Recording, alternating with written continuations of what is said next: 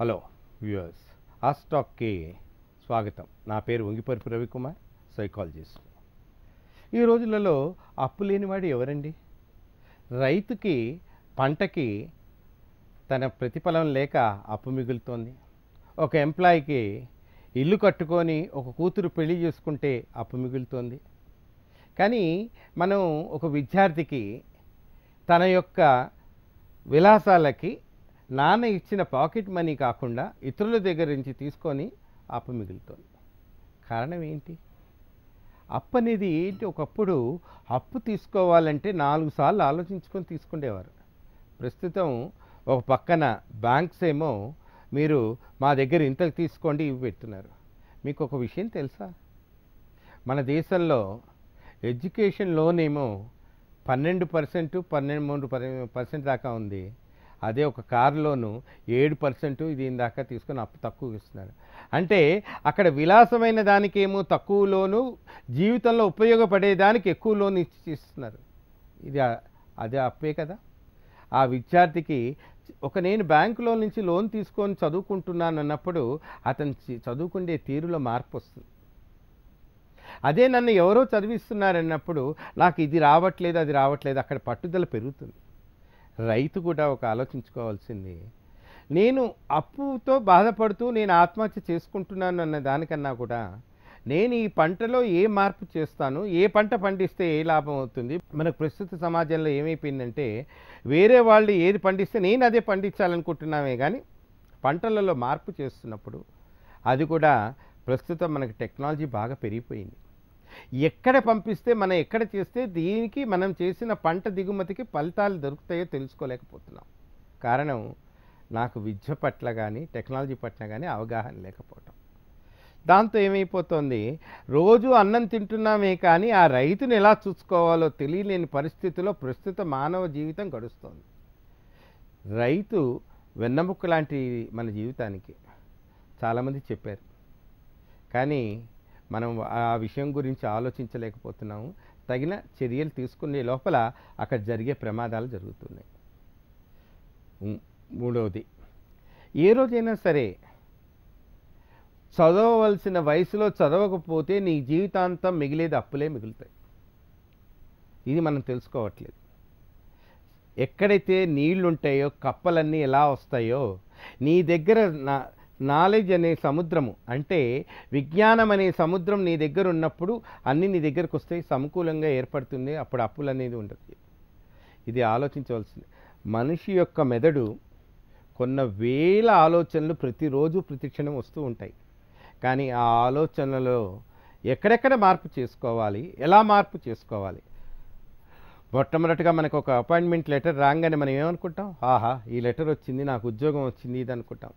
అదే తన దగ్గరికి ఒక సంవత్సరం అయిన తర్వాత, సంవత్సరన్నర అయిన తర్వాత వెళ్తే ఏమన్నా నాకు వచ్చేది 20,000 కదా, నాకేం సరిపోతుంది, నాకు ఎలా సరిపోతుంది అని ఆలోచిస్తాను. అంటే అక్కడ ఏంటి, అతని యొక్క ప్రణాళికలో సరైనవి లేని వలన మళ్ళీ అప్పు కింద మారిపోవటం వల్ల సమస్యల ఊబిలో దిగిపోవటం వల్ల మనకి జరుగుతుంది.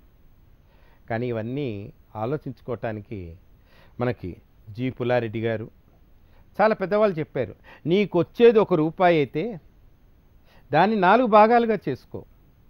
ఒకటి 4 అణాలు నీ యొక్క క్యాష్ రూపంలో ఉంచుకో, 4 అణాలు నీ యొక్క మ్యూచువల్ ఫండ్స్ ఎక్కడన్నా అటువంటి వాటిలలో పెట్టుకో, 4 అణాలు నీకు ఆహారానికి వాటికి ఖర్చు పెట్టు, ఇంకొక 4 అణాలు సొసైటీ కోసం ఖర్చు పెట్టు అన్నారు. అప్పుడు నీ ఎదుగుదల ఉంటుంది, నీకు భద్రత అనేది ఉంటుంది. కానీ ఇది ప్రస్తుతం మర్చిపోయాం మనం.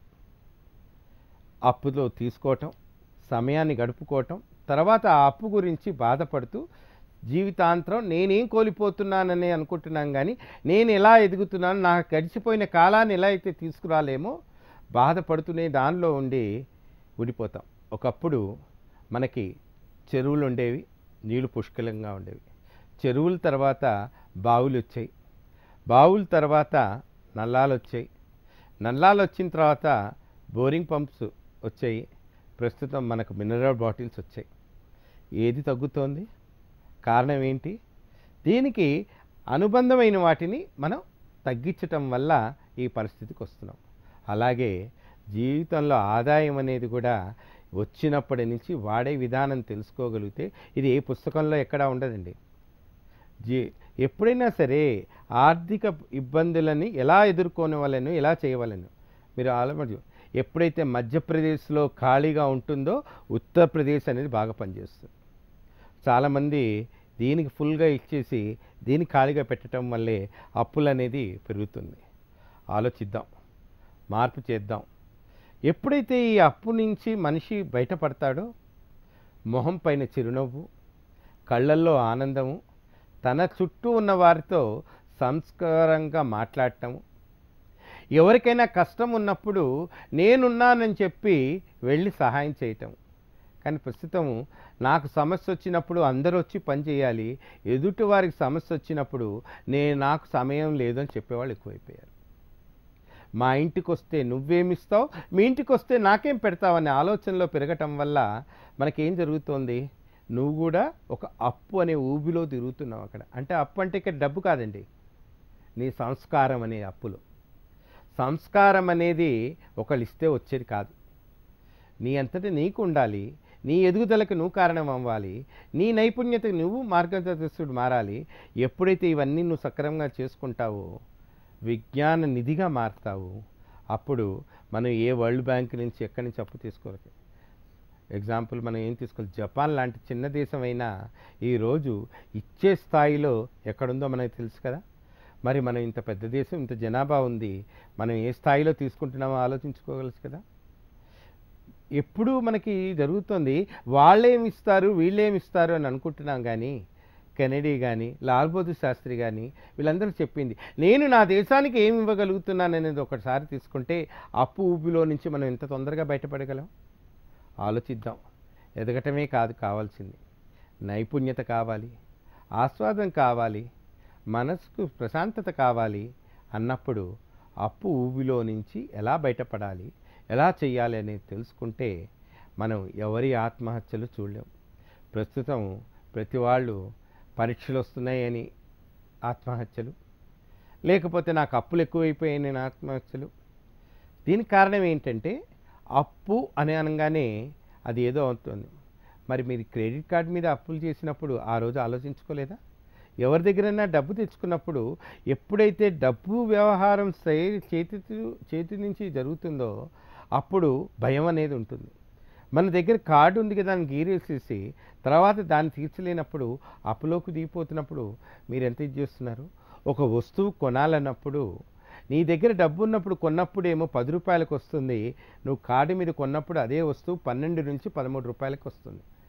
అంటే 10 రూపాయల వస్తువు మీద 3 రూపాయలు లాభం చేసుకుంటూ ఇస్తున్నది. అది అలా కొనటం మంచిదా? నీ దగ్గర డబ్బు సమకూర్చుకొని దాని మీద కొనటం అది మంచిదా? నీ దగ్గర విజ్ఞానం అనేది సమకూర్చుకొని నీ పరీక్ష రాసి నువ్వు సక్సెస్ అవటం అనేది మంచిదా? ఆఖరి నిమిషంలో చదువుతూ నేను ఎవరి కోసమో చదువుతూ ఎవరి కోసమో మార్కులు తెచ్చుకుంటున్నానని చదువుకోవటం అది ఆ అప్పు మంచిదా?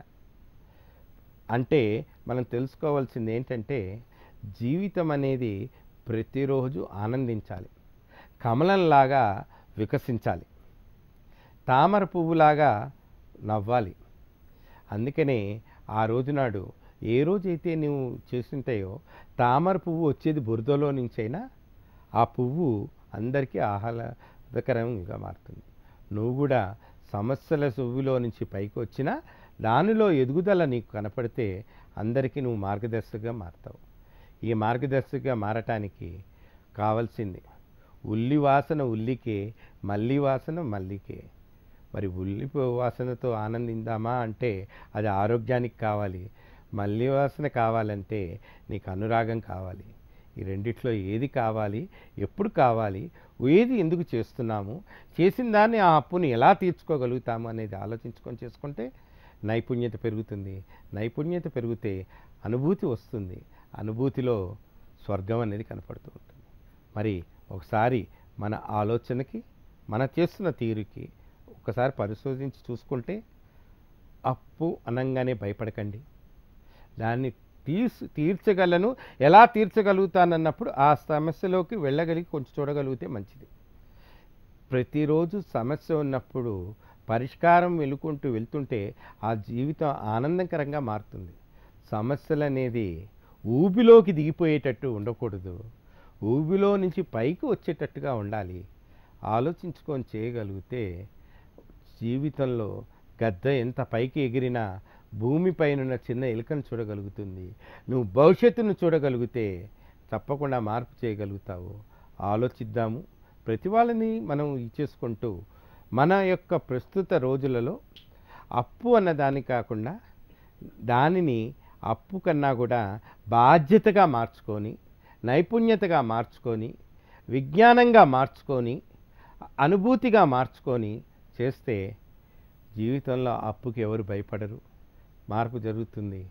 ఆలోచించండి. All the best to you.